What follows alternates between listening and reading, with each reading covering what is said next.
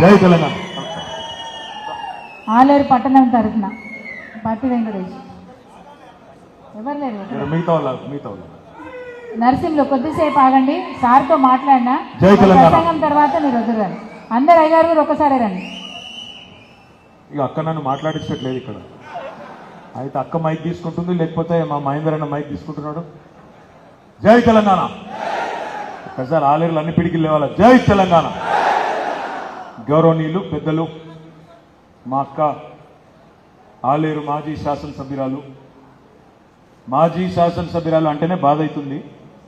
మరి ఎందుకు పోగొట్టుకున్నారో తెలియదు, కానీ మాజీ శాసనసభ్యురాలు మా అక్క సోదరి గొంగిడి సునీత మహేందర్ రెడ్డి గారు, గౌరవనీయులైన పెద్దలు, నల్లగొండ జిల్లాను తన సమర్థ నాయకత్వంలో 9.5 ఏళ్ల పాటు 12 నియోజకవర్గాలను కూడా సమన్వయం చేసుకుంటూ అభివృద్ధి బాటలో కేసీఆర్ గారి నాయకత్వంలో ముందుకు తీసుకెళ్లిన అన్న సూర్యాపేట శాసనసభ్యులు మాజీ మంత్రివర్యులు జగదీశ్వర్ రెడ్డి గారు, మరొక మాజీ శాసనసభ్యులు మా అన్న బలహీన వర్గాల ముద్దుబిడ్డ గౌరవనీయులు సోదరులు బూడిద భిక్షమయ్య గౌడ్ గారు, గౌరవనీయులు మొన్ననే మీ అందరి ఆశీస్సులతో భువనగిరి పార్లమెంట్లో నాకైతే విశ్వాసం ఉంది, ఇప్పుడే సునీతక్క చెప్తా ఉంది, ఇప్పుడే అన్న ఆలేరులో అయితే పక్కా మెజారిటీ ఇస్తాం మా క్యామ మల్లేష్ అన్నకని చెప్పి, మరి తప్పకుండా మీ ఆశీస్సులతో రేపటి రోజున కాబోయే భువనగిరి పార్లమెంట్ సభ్యుడిగా నేనైతే భావిస్తా ఉన్నా అన్న క్యామ మల్లేష్ గారు, భువనగిరి జిల్లా పరిషత్ చైర్మన్ గారు గౌరవనీయులు సోదరులు సందీప్ రెడ్డి గారు, గౌరవనీయులు ఈ నియోజకవర్గానికి సమన్వయకర్తగా విచ్చేసిన సోదరులు యుగంధర్ రావు గారు, సోదరులు చింతల వెంకటేశ్వర రెడ్డి గారు, తమ్ముడు గెల్లు శ్రీనివాస్ యాదవ్ గారు, మరి ఈరోజు వేదికపైన ఆసీనులైన మా తమ్ముడు మరొక తమ్ముడు తుంగ బాలు గారు, వేదికపైన ఆసీనులైన మా నల్లగొండ జిల్లా డిసిసిబి అధ్యక్షులు గౌరవనీయులు గొంగిడి మహేందర్ రెడ్డి గారు, వేదికపైన ఆసీనులైన గౌరవనీయులైన మున్సిపల్ చైర్మన్ గారికి, చైర్మన్లకు, జెడ్పీటీసీలకు, మండల ప్రజా పరిషత్ అధ్యక్షులకు, సింగిల్ విండోల అధ్యక్షులకు, వేదిక మీద ఉన్న మహామహులందరికీ పేరు పేరున ఎవరై పేర్లైతే చెప్పలేదో మనసులనే తిట్టుకోండి, బయటికి తిట్టుకోవద్దని కోరుతూ, వేదిక ముందున్న మా బీఆర్ఎస్ పార్టీ కుటుంబ సభ్యులకు, గ్రాడ్యుయేట్ ఓటర్లందరికీ, పాత్రికేయ మిత్రులకు పేరు పేరున అందరికీ కూడా హృదయపూర్వకంగా మీకు నమస్కారం, హృదయపూర్వకంగా మీకు ధన్యవాదాలు. ముందుగా ఈ నియోజకవర్గం ఏదైతే ఉన్నదో నల్గొండ, వరంగల్, ఖమ్మం 3 ఉమ్మడి జిల్లాలు 34 నియోజకవర్గాల పరిధిలో 4,73,000 మంది విద్యావంతులు ఓటేసే ఈ నియోజకవర్గంలో ఇప్పటికి 4 సార్లు ఎలక్షన్లు జరిగినాయి. 4 సార్లు ఎలక్షన్లు జరిగితే 4 సార్లు అంటే 100/100% గులాబీ జెండానే గెలిపించినందుకు మీ అందరికీ కూడా శిరస్సు వంచి హృదయపూర్వకంగా ధన్యవాదాలు.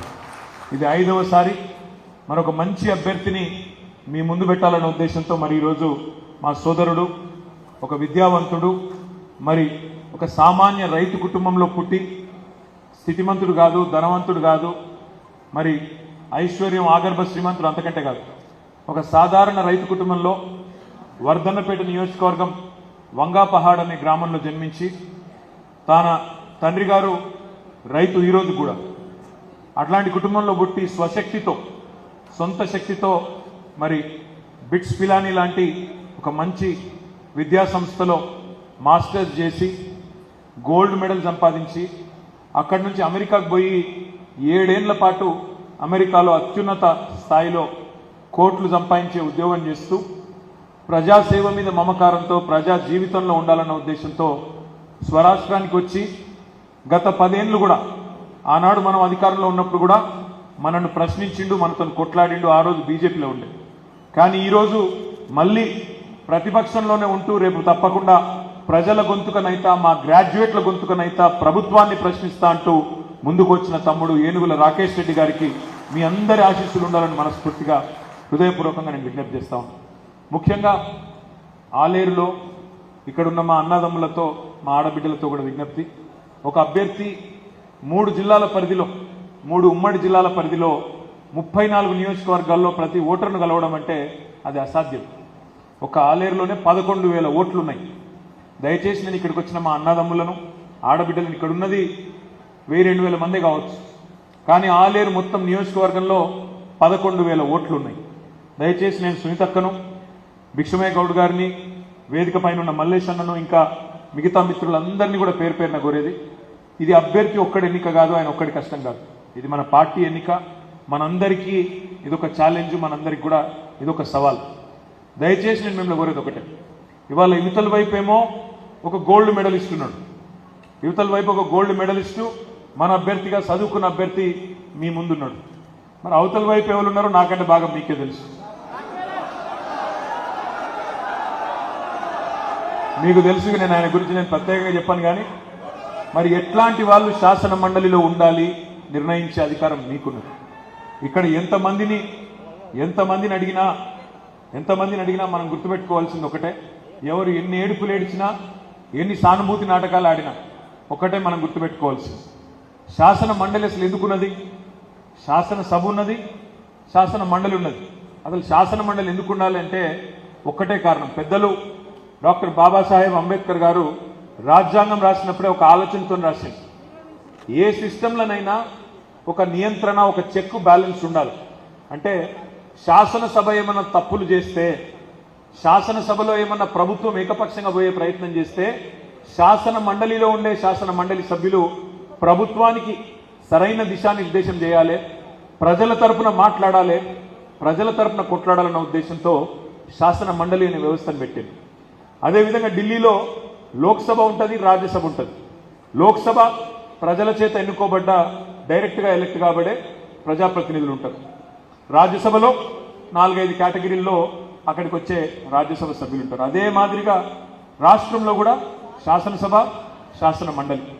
మన శాసన మండలిలో 5 రకాలుగా అభ్యర్థులు ఎంపిక వస్తారు. ఒకటి గ్రాడ్యుయేట్ల ద్వారా ఎంపికయ్యే నియోజకవర్గం ఒకటి. అందులో ఇవాళ మన సురభి వాణీదేవి గారు, పివి నరసింహారావు గారి కూతురు, ఆమె కూడా హైదరాబాద్, రంగారెడ్డి, మహబూబ్ నగర్ నియోజకవర్గం నుంచి గెలిచి ఈరోజు అక్కడ ఉన్నారు. గతంలో స్వామి గౌడ్ గారు గెలిచినారు, పల్లా రాజేశ్వర రెడ్డి గారు గెలిచినారు. రకరకాలుగా మన మిత్రులు ఎంతోమంది మరి ఈ నియోజకవర్గం నుంచి గెలిచిన వాళ్ళు ఉన్నారు. అదొక కేటగిరీ. రెండవది స్థానిక సంస్థలు ఎమ్మెల్సీలు ఉంటారు. ఎమ్మెల్సీలు స్థానిక సంస్థలు ద్వారా గెలిచిన వాళ్ళు ఎంపీటీసీల సమస్యలు, జెడ్పీటీసీల సమస్యలు, స్థానిక ప్రభుత్వాలైన మున్సిపాలిటీలు, కౌన్సిలర్ల సమస్యలు, గ్రామ పంచాయతీకి నిధులు రాకపోయినా, మున్సిపాలిటీకి నిధులు రాకపోయినా వాటి గురించి, వాళ్ళ సమస్యల గురించి మాట్లాడేందుకు స్థానిక సంస్థల ఎమ్మెల్సీలు ఉంటారు. మూడో కేటగిరీలో టీచర్ ఎమ్మెల్సీ ఉంటారు. టీచర్ల సమస్యలు, సర్వీస్ రూల్స్, వాటికి సంబంధించి మాట్లాడడానికి టీచర్ ఎమ్మెల్సీ. ఎమ్మెల్యేల ద్వారా ఎన్నికయ్యే ఎమ్మెల్సీలు కొంతమంది ఉంటారు. ఆఖరి కేటగిరీలో మరి డైరెక్ట్గా గవర్నర్ గారు నామినేట్ చేసి సమాజంలో కొంతమంది ఉన్నతమైన వ్యక్తులను, వాళ్ళు కూడా వారి గొంతు కూడా చట్టసభల్లో ఉండాలని చెప్పి కొంతమందిని అట్లా నామినేట్ చేస్తారు. 5 రకాలుగా మొత్తానికి శాసన మండలిలో 40 మంది సభ్యులు ఉంటారు. ఎందుకు చెప్తున్నా ఇదంతా అంటే, అక్కడ ఉండవలసిన వాళ్ళకు కొన్ని మినిమం గుణాలు, మినిమం క్వాలిఫికేషన్స్ ఉండాలి. ఎవరైనా పడితే వాళ్ళని అక్కడ పంపనీకి బ్లాక్ మెయిలర్లను, లంగలను, దొంగలను అడిగి పంపితే ఆ సభ గౌరవం కూడా తగ్గుతుంది. దయచేసి నేను మిమ్మల్ని ప్రార్థిస్తా ఉన్నాను. ఎందుకంటే ఇవాళ రేపు ఎట్లయిపోయిందంటే, యూట్యూబ్లో ఎవరు పడితే వాళ్ళే ఛానల్ పెట్టి ప్రభుత్వంలో ఎవరిని పడితే వాళ్ళని బూతులు తిట్టడం అనేది కామన్ అయిపోయింది. సరే, ఇది ప్రజాస్వామ్య దేశం కాబట్టి జర్నలిజం ముసుగులో ఎన్ని బ్లాక్ మెయిల్ చేసినా, ఎన్ని బూతులు తిట్టినా మనం ప్రభుత్వంలో ఉండి కూడా భరించాం. మనం ప్రభుత్వంలో ఉన్ననాడు 10 ఏళ్ళు ఎవరు ఏమన్నా కూడా పట్టించుకోకుండా మన పని మనం చేసుకుంటూ ముందుకు పోయినాం. కానీ వాళ్ళ ఆలోచించవలసిన సందర్భం వచ్చింది. ప్రభుత్వంలో ఉన్న రేవంత్ రెడ్డి ఈ 5 నెలలు పూర్తయి 6వ నెలలో అడుగు పెడుతున్నా కూడా ఒక్కటంటే ఒక్క హామీ కూడా నిలబెట్టుకోలేదు. సిగ్గు లేకుండా అబద్ధాలు చెప్తా ఉన్నాడు. 6 గ్యారంటీలు 100 రోజుల్లో అమలు చేస్తా అన్నాడు. 6 గ్యారంటీలు 100 రోజుల్లో అమలు చేస్తా అన్నాడు. 160 రోజులు దాటిపోయింది. ఒకటే ఒక్క గ్యారంటీ అమలు చేసిండు. అది కూడా ఏంటిది, అందులో ఒక గ్యారంటీలో ఒక చిన్న ముక్క, అది మహాలక్ష్మి అనే గ్యారంటీలో ఒక 3వ వంతు ముక్క ఫ్రీ బస్సు. ఇక ఆ ఫ్రీ బస్సు కథ ఏందో నాకంటే బాగా మీకే ఎరక. ఆడోళ్ళ జుట్లు పట్టి కొట్టుకుంటాను, మగోళ్ళేమో టికెట్లు కొని వాళ్ళు తిట్టుకుంటాను. అట్లాంటిది ఆ ఫ్రీ బస్సులో అట్లా నడుస్తాను. ఇంకొక హామీ అని అమలైందా? దయచేసి మీరు ఆలోచన చేయండి. ఇక్కడ కూర్చున్న వాళ్ళలో నాకు తెలిసి 99% మంది రైతు బిడ్డలే అయి ఉంటారు. అంతేనా? రైతు బిడ్డలు మీరు ఆలోచన చేయాలి. ఏ ప్రభుత్వం అయితే 100 రోజుల్లో కాదు వచ్చిన మొదటి రోజే రుణమాఫీ చేస్తా 2 లక్షల రుణమాఫీ చేస్తా అని చెప్పి మాట తప్పిందో ఆ ప్రభుత్వాన్ని శిక్షించాలా వద్దా మీరే ఆలోచన చేయాలి. కేసీఆర్ ఉన్నప్పుడు 10,000 ఇస్తుండు, నేను వస్తే 15,000 ఇస్తా. కేసీఆర్ రైతు బంధు అంటుండు, నేను రైతుకు భరోసానైతా అని మాట చెప్పినోడు మరి నాట్లేసినాడు రైతు బంధు ఇయ్యలే, కానీ ఓట్లేసే వరకు రైతు బంధు వేసే ప్రయత్నం చేసింది. రైతు భరోసా దిక్కే లేదు. రైతు భరోసా అంటే ఏంది? 10,000 కాదు 15,000 ఇవ్వాలి. కానీ ఆ 10,000 చితందుకే ఆపసోపాలు పడి 4.5 నెలలు 5 నెలలు గుంజి ఆఖరికి మొన్న ఎలక్షన్ల ముందు వేసినామా అంటే వేసినాం అనిపించి చివరికి ఇవాళ రైతుల కళ్ళల్లో మట్టి కొట్టింది రేవంత్ రెడ్డి ప్రభుత్వం. ఇవాళ ఈ రోజు ఈ నిమిషం కూడా రైతులు బాధపడతా ఉన్నారు. కల్లాలలో వడ్లు అట్లే ఉన్నాయి, ఇంకా 20% కూడా కొనుగోలు కాలే. కల్లాలలో వడ్లు అట్లే ఉన్నాయి, వానలు చాలా అయినాయి. ఇవాళ ఎక్కడికక్కడ వర్షాలు పడి తడిసిన ధాన్యం, రంగు మారిన ధాన్యం, ఇంకో 2 రోజులు అయితే మొలకెత్తే ధాన్యం, ఇవన్నీ కూడా మళ్ళీ కష్టాలు ప్రారంభమైనాయి. ఇదంతా ఎందుకు చెప్తున్నా అంటే కేసీఆర్ ఉన్నప్పుడేమో కడుపులో చల్ల కదలకుండా రైతు బంధు టంచంగా పడుతుంది. వారం 10 రోజుల లోపల నాట్లేసే టైంలో బ్రహ్మాండంగా రైతు బంధు పడేది. 24 గంటల కరెంట్ ఉండేది.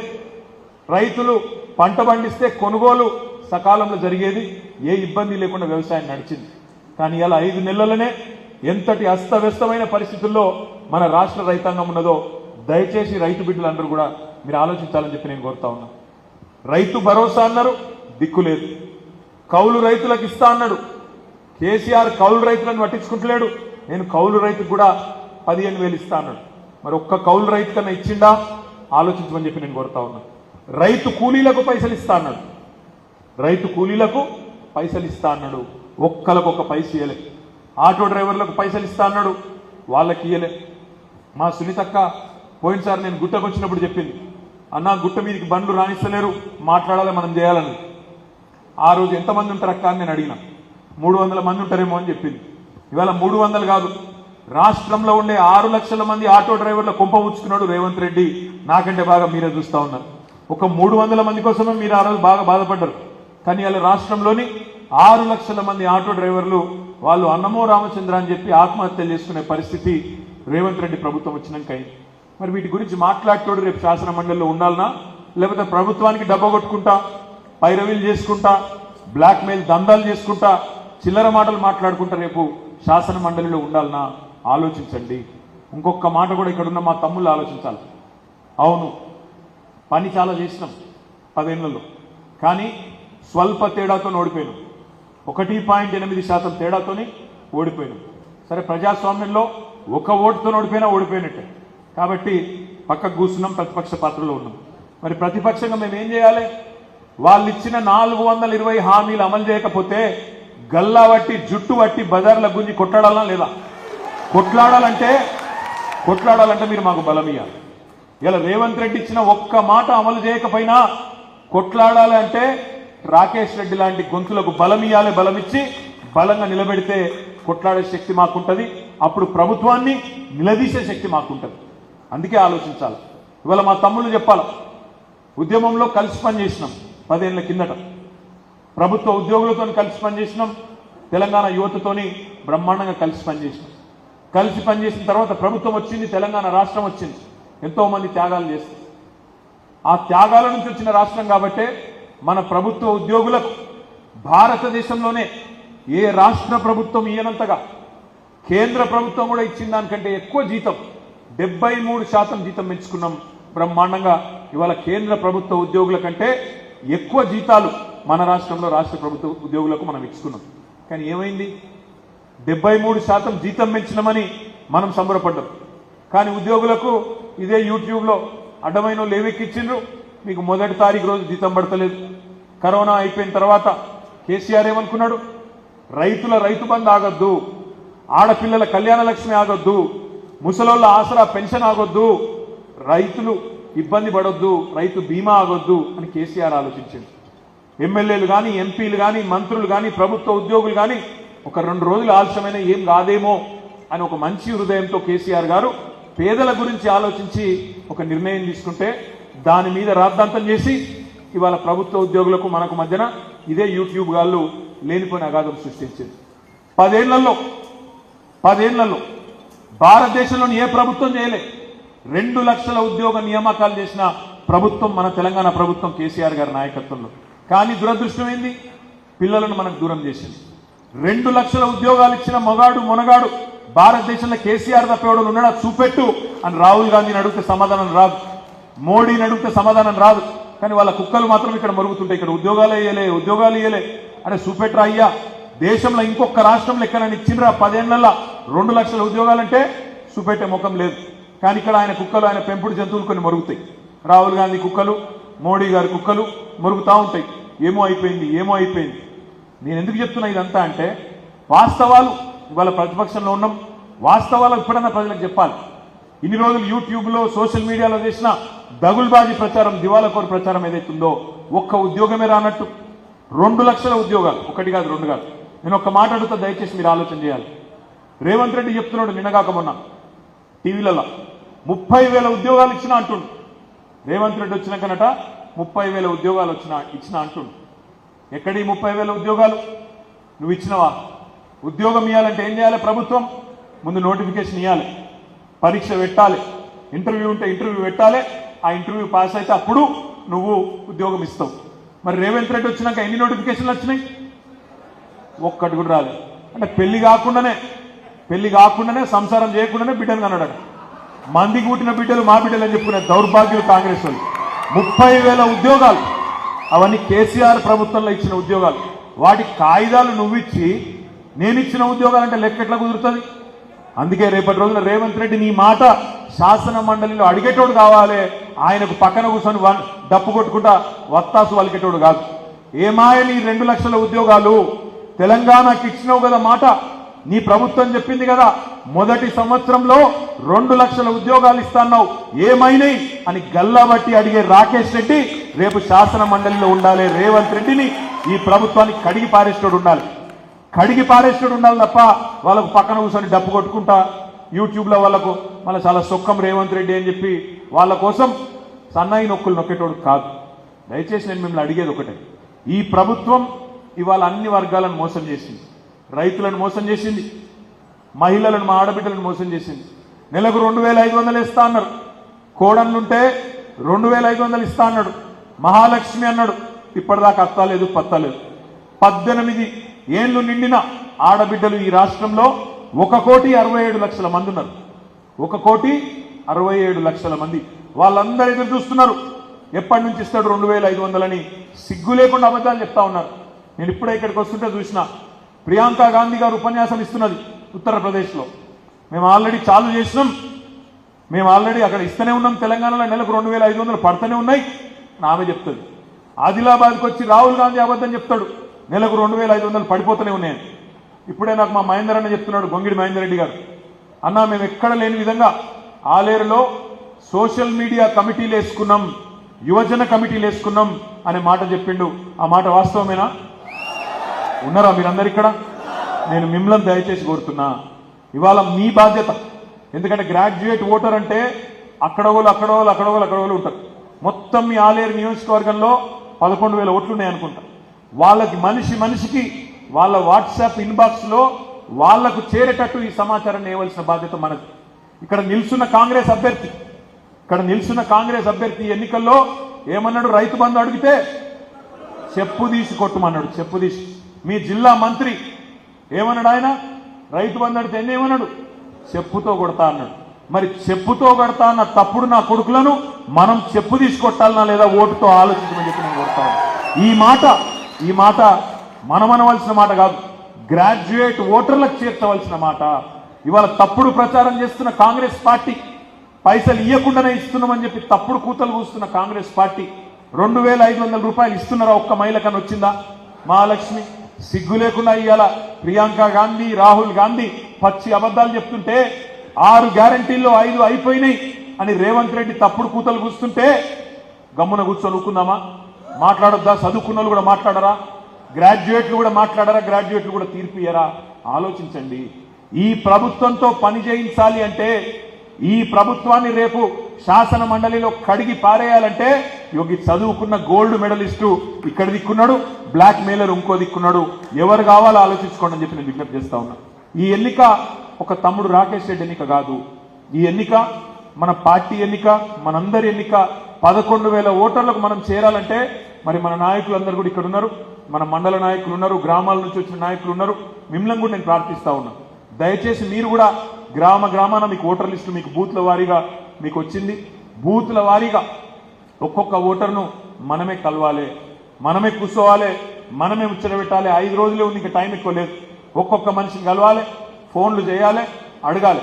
అన్నా మీ ఒకటే priority vote, first priority and only priority. నిలువు గీత గీయండి. 3వ నెంబర్లో రాకేష్ రెడ్డి పేరున్నది, దాని పక్కన ఉన్న డబ్బాలో వెంకటేశ్వర స్వామి నామం లెక్క ఒకటే గీత పెట్టాలి, ఒకటే నిలువు గీత పెట్టాలనే మాట మనందరం కూడా చెప్పాలి. చెప్పుకోలేదు, మనం ప్రచారం చేసుకోలేదు.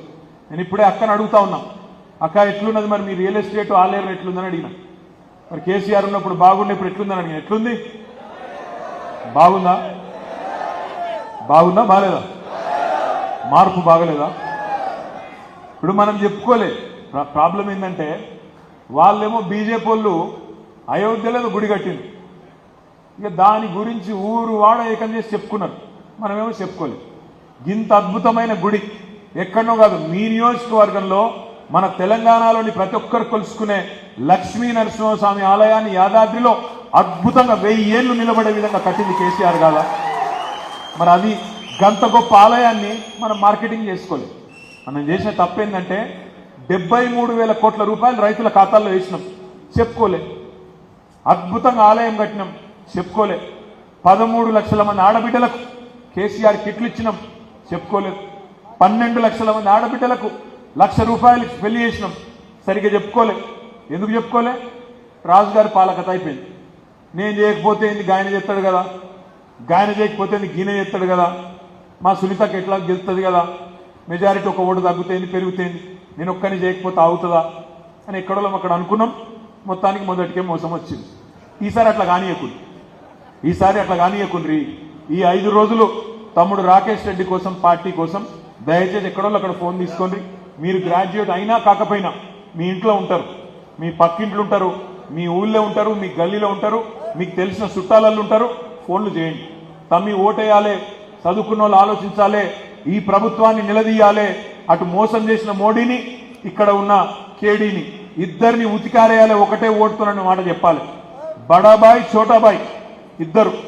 బడాబాయ్ 10 ఏళ్ల కింద మోసం చేసిండు. ఏమన్నాడు మోడీ? సంవత్సరానికి 2 కోట్ల ఉద్యోగాలు ఇస్తా అన్నాడు. మరి 10 ఏళ్ళు అయిపోయారు, 20 కోట్ల ఉద్యోగాలు రావాలి. వచ్చినా 20 కోట్ల ఉద్యోగాలు ఏం చేసినవరు అయ్యా అంటే ఏం లేదు. నల్లధనం ఏది మోడీ గారు అంటే తెల్లముఖం వేస్తాడు తప్ప ఏం లేదు. అయినా మళ్ళీ మన నెత్తులన్నీ ఖరాబ్ చేసి ఇంటింటికి అక్షంతలు పంపి ఇది కథ పెట్టి ఆ కథ పెట్టి నెత్తులు మొత్తం ఖరాబ్ చేసి 10 ఏళ్ళు ప్రధానమంత్రి ఉన్నాడు. 10 నిమిషాల పాటు చెప్పగలుగుతాడు ఏం పని చేసిండో? లేదు. ఏమన్నంటే హిందూ ముస్లిం గద్దప్ప ఇంకోటి తెలియదు. గట్లాంటి ప్రధానమంత్రికి మళ్ళీ ఒకసారి ఓట్లేసి మోసపోదామా? దయచేసి నేను మీ అందరినీ కోరేది ఒకటే, మీ అందరితో ప్రార్థన ఒకటే. ఈ ఎన్నికల్లో విద్యావంతులు విచక్షణతో వివేకంతో ఆలోచించి ఓటేసే ఎన్నిక ఇది. ఈ ఎన్నికల్లో ఒక గోల్డ్ మెడలిస్టు బిట్స్ పిలానిలో ఒక విద్యావంతుడు, ఉన్నత విద్యావంతుడు, సంస్కారం ఉన్నవాడు, ప్రభుత్వాన్ని ప్రశ్నించి నిలదీసి కడిగేటోడు ఉండాలి తప్ప బ్లాక్ మెయిలర్లు, చిల్లర దందాలు చేసేటోళ్ళు, తెల్లారులేస్తే బూతు మాటలు మాట్లాడేటోళ్ళు, నిమిషానికి ఒక పార్టీ మారేటోళ్ళు అట్లాంటి వాళ్ళు పనికిరారు. అందుకే దయచేసి మిమ్మల్ని కోరేది, తమ్ముడు రాకేష్ రెడ్డి గారికి మరి 27 మే నాడు మీ అందరి ఆశీర్వాదం మనస్ఫూర్తిగా ఉండాలి. దయచేసి ఆ ఓటర్ లిస్టు ముందు పెట్టుకొని ఒక్కొక్కరు 10 మందికి చెప్పాలని మనస్ఫూర్తిగా కోరుకుంటూ, ఆలేరు నియోజకవర్గంలో తప్పకుండా మీరు మెజారిటీ ఇస్తారని చెప్పి బలంగా విశ్వసిస్తూ, జై తెలంగాణ.